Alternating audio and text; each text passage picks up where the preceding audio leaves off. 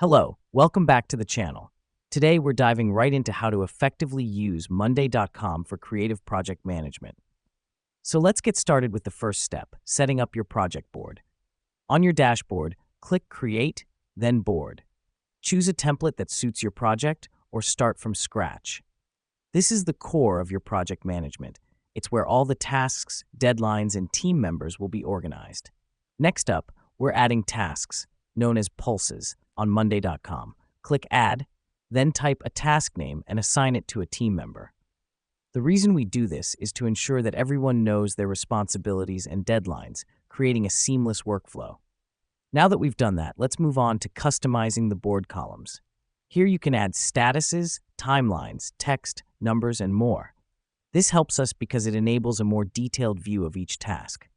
For a creative project, a file column might be useful to attach designs or documents. On to step 4, setting up automation. Click on Automate at the top of your board and select or create an automation that fits your needs. For example, when a status changes to Done, move item to Group Completed. Automations save time and ensure tasks are moving along as they should. Finally, make sure to integrate your other tools. Click Integrate at the top of your board and connect your preferred apps. This is crucial because it allows for a more streamlined workflow, reducing the need to switch between multiple platforms.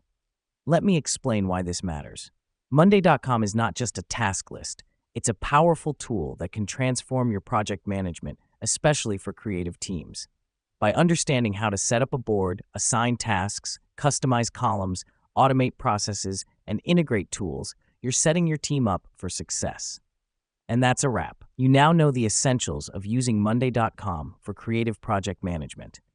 Remember, the key is to customize and automate as much as possible to fit your team's needs. Thanks for tuning in, and see you in the next video.